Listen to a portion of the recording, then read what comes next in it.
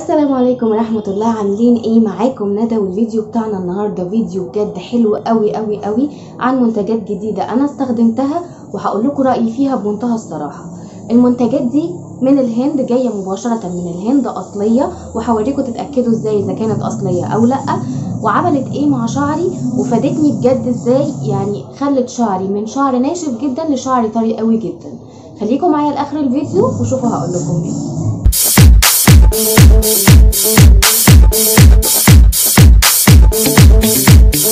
طبعا انتوا عارفين ان اي منتج جديد بينزل يخص الشعر والناس بتشكر فيه انا اكيد لازم اجربه، وعمري ما هعمل لكم ريفيو عن اي حاجه غير لما اكون مجرباها على نفسي الاول واعرف نتيجتها سواء كانت كويسه او لا، وبعدين اقول لكم ريفيو عنها ورايي فيها بمنتهى الصراحه. الفترة اللي فاتت سمعت كلام كتير قوي عن الزيوت الهندي، وناس شكرت فيها جدا، وناس قالت بتطول الشعر جدا وبتقل الشعر وبتملى الفراغات، فلا انا كده لازم اجربها. خصوصا ان انا من فترة صغيرة من حوالي شهرين بالظبط كنت عاملة صبغة، والصبغة دي كانت لوريال، كانت صبغة خطيرة بجد. كنت عاملاها باللون الاصفر، لقطت معايا من غير بودرة تفتيح ولا اي حاجة، وانا عملت لكم فيديو عن الكلام ده. بس للاسف انا كنت عايزه اثبت اللون الاصفر ده، مش عايزاه ياكسد مني، مش عايزاه يقلب اوكسيدي. فرحت المحل موجود في المنشيه وقلت له ان انا عايزه شامبو بتاع تثبيت لون الصبغه، وفعلا اشتريت الشامبو ووريته لكم في فيديو قبل كده. وبمجرد ما حطيته على شعري تقريبا استخدمته غلط، انا مش عايزه اظلمه، انا اخدت كميه كبيره جدا منه، وهو قال لي ادلك شعري فتره 10 دقايق وبعدين اشطف شعري. اول ما حطيت الصبغه كان شعري طري فوق الوصف. مجرد ما حطيت الشامبو بتاع تثبيت الصبغه شعري اتقلب بقى ناشف بطريقه ما تتخيلوهاش. فطبعا بعد ما كنت فرحانه بالصبغه اتضايقت جدا وسالت، قالوا على الزيوت الهندي. جربت زيت اسمه زيت امامي، ده شكله بصوا، طبعا ده اللي باقي من الازازه. انا قلت ان انا هجيبه واجربه واشوف هيعمل ايه. الزيت ده طرالي شعري جدا جدا جدا، يعني بطريقه ما تتخيلوهاش. الزيت ده خفيف قوي، يعني زي ما يكون لوسيون مش زيت، يعني مش تقيل جدا. الشعر بيمتصه في ساعتها، مش بيدهن. ريحته حلوه قوي قوي قوي وعجبني.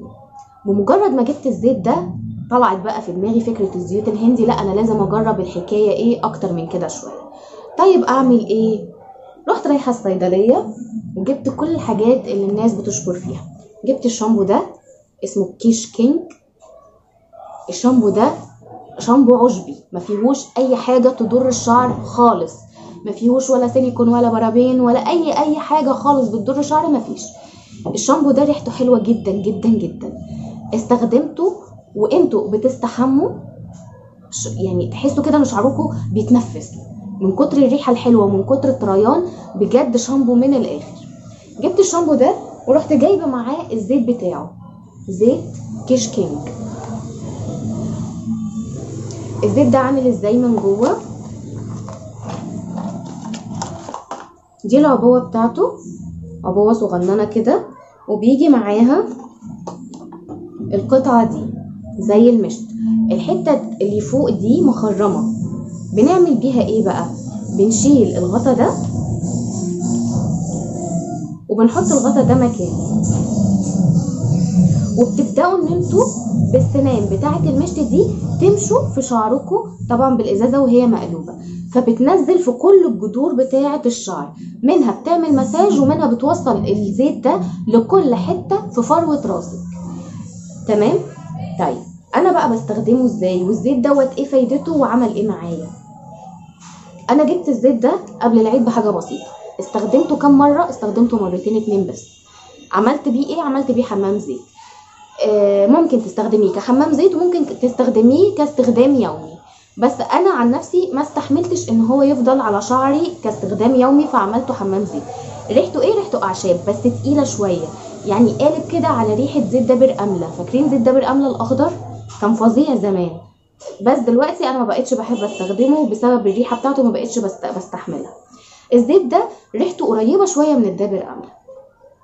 انا ركبت الجزء دوت، ركبت القطعه دي وحطيت في شعري في كل الاماكن منه، واخدت من هنا. يعني بصوا انتوا لو ما ركبتوش دي بتتفتح كده عادي اهي، اهي فيها من هنا خرم. بقيت بحط صبعي هنا واخد منه نقط واحطها في الحته اللي قدام دي، لان انا شعري من قدام في اماكن فاضيه بسبب ان انا كنت بسحب شعري زمان، بشده زمان وانا صغيره، فاتنحل شويه مني من قدام. الزيت ده بقيت بحطه واحط عليه البروكاب زي ما قلت لكم في فيديو قبل كده بنستخدم البروكاب ازاي. بسيبه في الكهرباء، بستخدمه وهو موجود في الكهرباء، مش بسخنه قبلها ولا اي حاجه. بروح مستخدماه وهو في الكهرباء 15 دقيقه على اعلى درجه حراره و15 دقيقه على درجه الحراره الاقل. وبعد ال 15 دقيقه التانيين بطفي بشيل الفيشه بتاعت البروكاب وبسيبه على شعري زي ما هو لغايه اما يبرد. يبقى 15 دقيقة أعلى درجة حرارة وهو في الكهرباء، بعدين 15 دقيقة درجة الحرارة الأقل، بعدين بشيل الفيشة وأفضل لابساه لغاية ما يبرد خالص وأشيله من على راسي منعا إن أنا أتعرض لأي دور من أدوار البرد. ده خلى شعري مش قادرة أوصف لكم اللمعان اللي فيه، بسم الله ما شاء الله. مش قادرة أوصف لكم إن التساقط قل من استخدامين 2 بس. أنا ما استخدمتهوش غير مرتين، والله العظيم مرتين بس.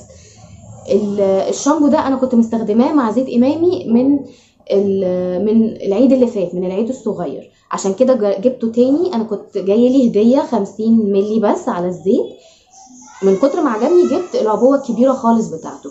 ومع الزيت ده كحمام زيت الاتنين مع بعض قمر قمر قمر. بعدين غسلت شعري وحطيت من الزيت امامي.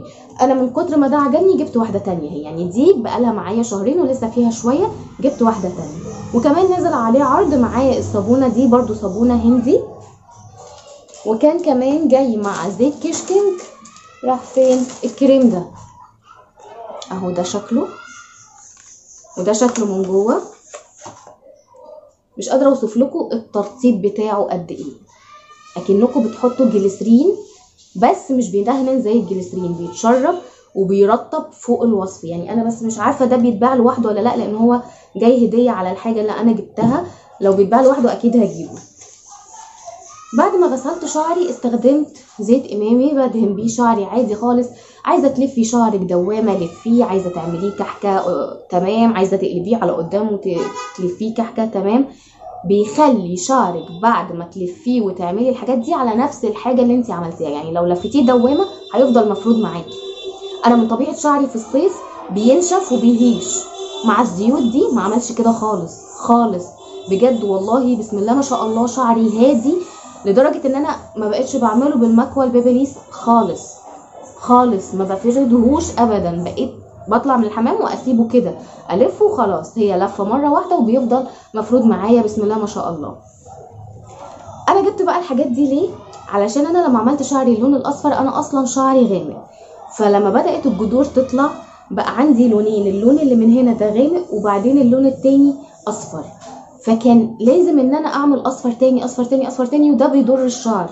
كل ما تستخدمي صبغه لونها فاتح كل ما هتضري شعرك. انا بستخدم صبغه لوريال دي اللي انا بثق فيها. اما رحت اشوف لون غامق، انا كنت عايزه حاجه على نبيتي مثلا او حاجه كده، ما لقيتش الدرجه اللي انا عايزاها، اما لقيته احمر فاقع قوي اما درجات الاصفر، فاضطريت اسفه اني اجيب نوع صبغه تاني اللي هي جارنيه.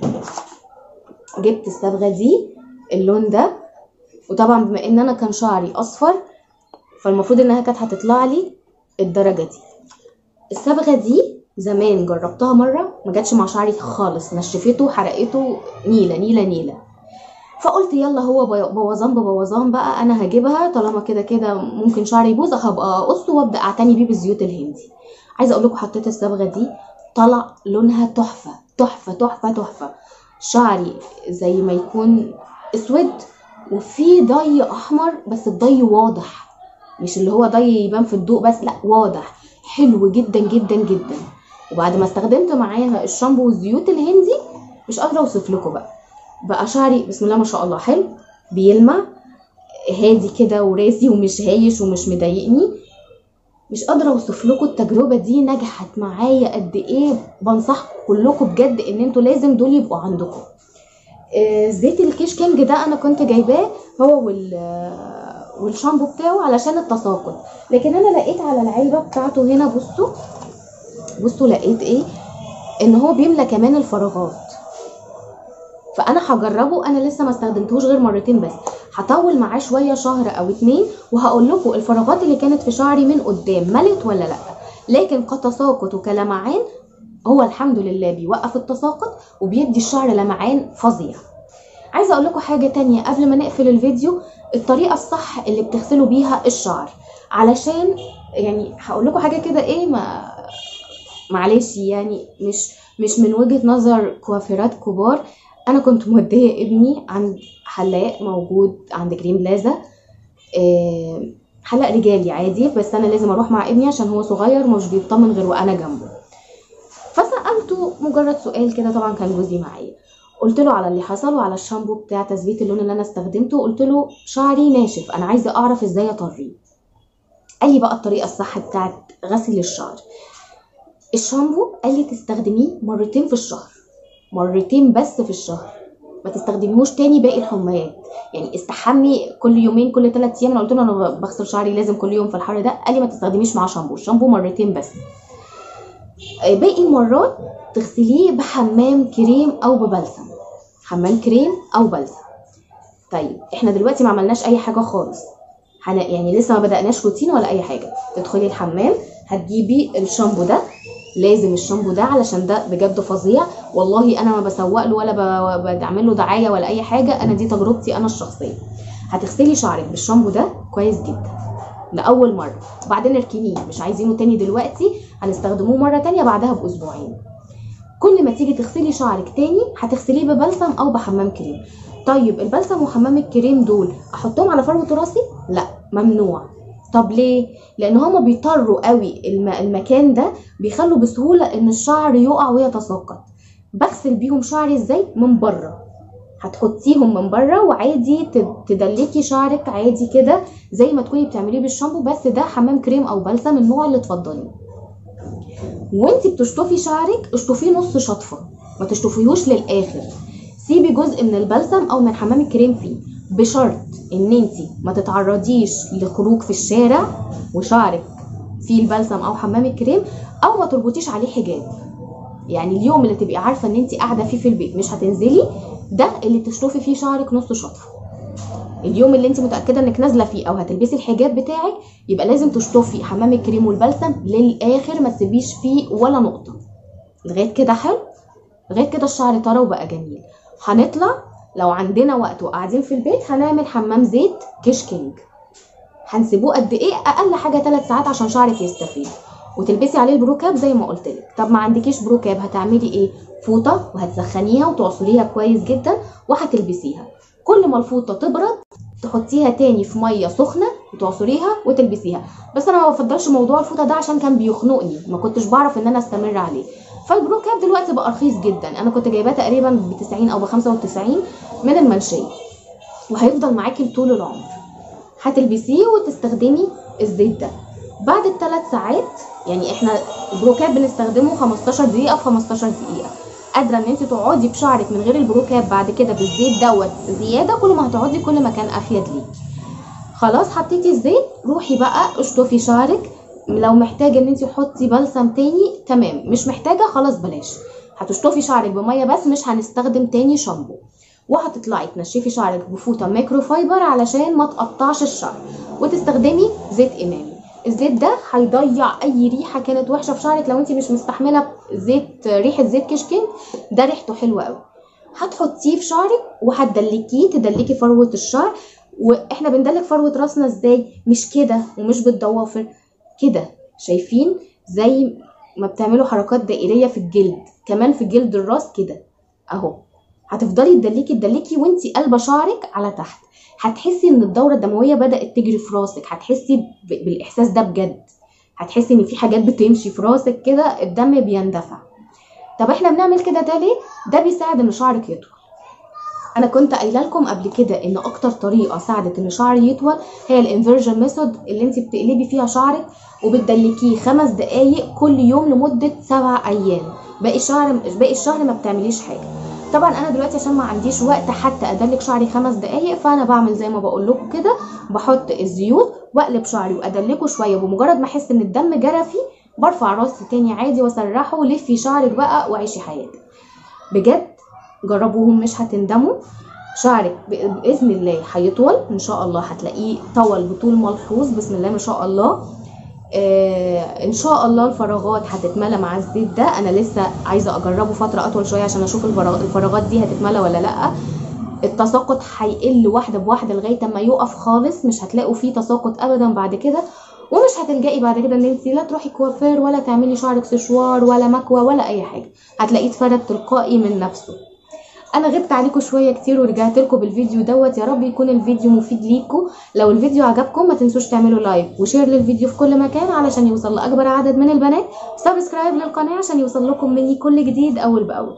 شكرا ليكم والسلام عليكم ورحمه الله وبركاته.